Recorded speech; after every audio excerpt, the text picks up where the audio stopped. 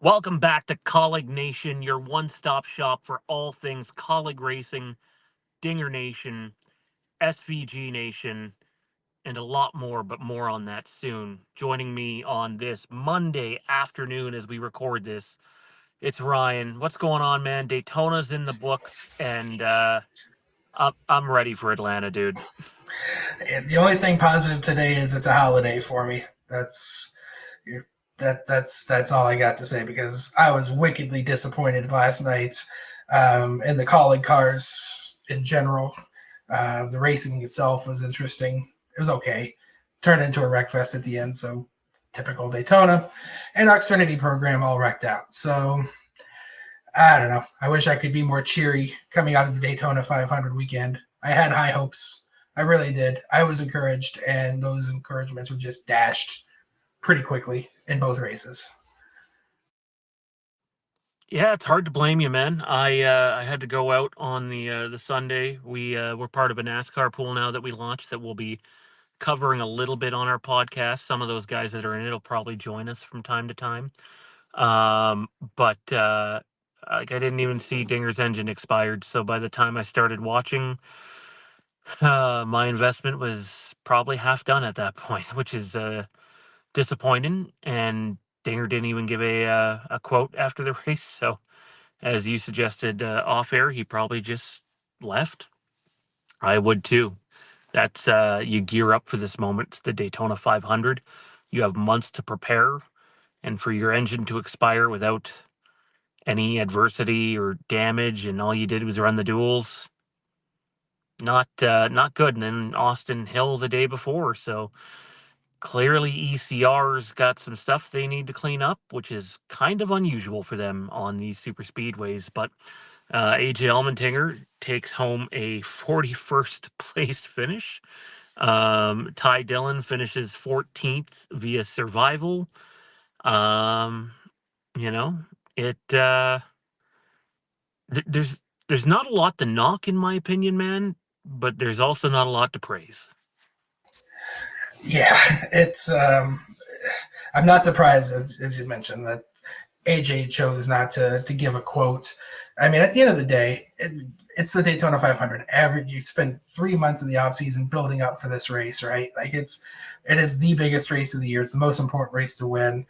Everybody's got that excitement. You get ready, you come to the track, and we're going to run 10 laps, and then we're going to have a 4-hour rain delay to just add insult to injury. So now you're sitting there for 4 hours. You strap back in to go, and you're on track for 15 minutes or so. I don't even know if it was that long. And the engine grenaded on AJ. So, I mean, that's just a brutal start to the year there.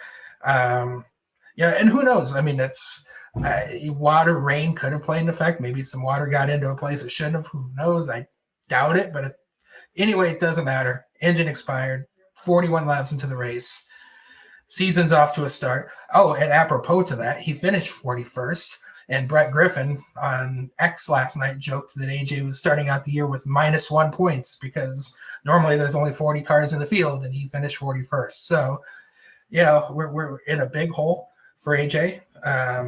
But to your point, I guess what I can't knock is the speed. I thought the Kaulig cars, the RCR cars, all had good speed.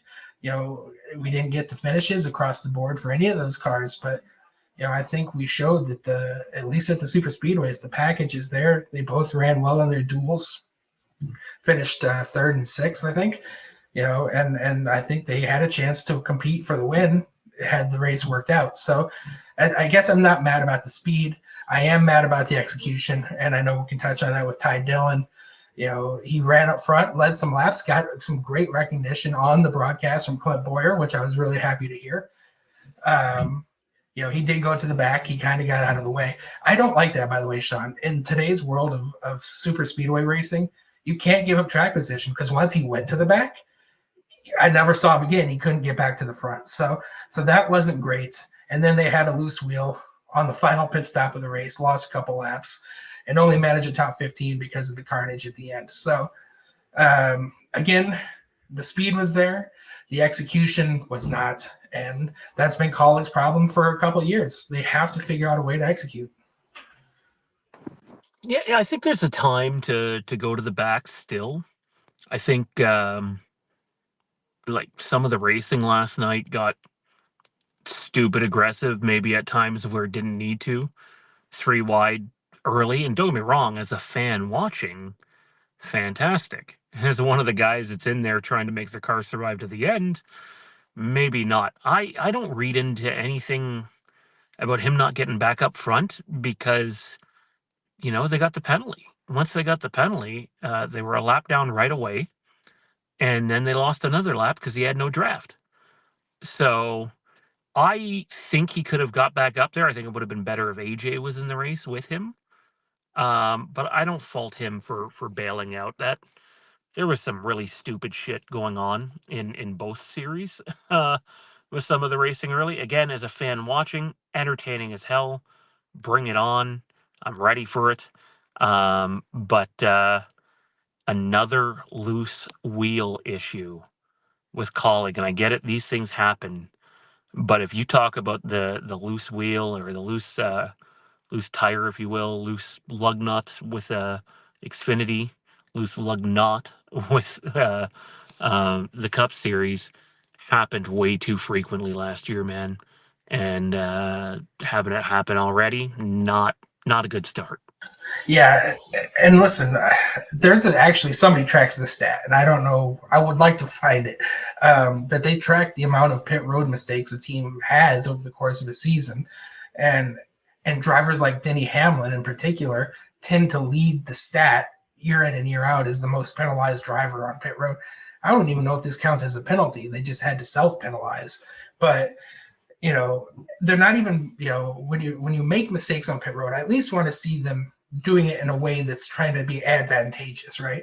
Trying to be a little bit fast. You're going to speed because you're trying to make time on pit road. Well, we can sit here and criticize those moments too. At least you're trying to maximize your performance.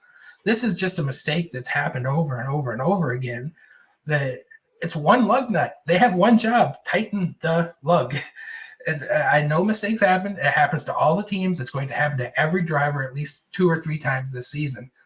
But it's just one of those things that makes me pull my hair out because, that's their job to do that. And I know it's a new pit crew this year. First race out, you're going to get those bugs. But I expect at the highest level that these mistakes are really reduced. And it's not great. And if we track this over the course of the season, I would not like to see the result because right now it's not a good start. Ty still finished with a okay points result, being able to finish in the top 15, so that's good on him. But we talked about AJ, the expectation that he could at least contend for a spot without a win, maybe not get it, but be there fighting for it. I'll tell you what, man, they get caught up in Atlanta and he ends up finishing between 35th and 40th. All of a sudden, we're talking about similar holes to 2023, and those are damn hard to dig your way out of. And then the pressure gets put on the team, and then you need to go win a race somewhere. And, I would not be shocked at all if they play it a little conservative at Atlanta to avoid that happening again. The first thing they need to do is bring an engine that's not going to expire. Speaking about teams that had issues, Trackhouse had all their cars collected last night. But SVG, I know he had that good Talladega run in his first Xfinity Series race, but it's been a fucking nightmare for him since, man. I loved what he did at Bowman Gray Stadium. I'm really confident he's going to have a good year at the places where he can be successful. Not just road courses. I think there's going to be some short tracks that lend to his strengths too. But he is, again, I know the SVGNation might get upset at me with this, but I just got to be honest. He's too timid. Well, super speedway driving. He's said it himself. He's not comfortable with it. He doesn't understand that type of racing. And it shows. And even while you're being timid, right? Even while you're trying to play it safe, you can still get collected in other people's garbage. And that's what happened to him. And again, he was taken out of a super speedway race. And it's unfortunate because I really wanted to see that 88 car have a good day.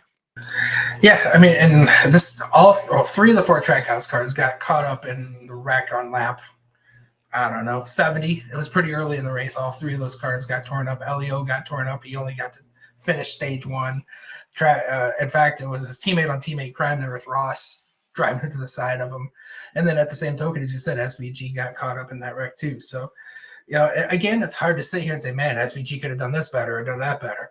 At the end of the day, he was at the wrong place at the wrong time. And that's the story of super speedway racing, unfortunately. But the one thing he needs is laps, right? And hasn't gotten them, and it's not his fault that he didn't get the laps here. And well, he got to continue, I guess. He did finish the race, but he was so damaged that he was just out on his own, getting lapped every 10 or so laps. So he got to finish. I guess that's okay, but yeah, his day was done pretty early, unfortunately, and you're right. You got to learn to be aggressive. We see this over and over and over again. The more conservative you are, the more danger you tend to put yourself in, even on the highway, and it's especially true in racing. So at the end of the day, you got to learn to just kind of drive through your fear and push forward. And I think that'll help maximize your performance. But at the end of the day, at super speedways, you could just be a victim. And he was, last night. So you got to go do it again next week in Atlanta.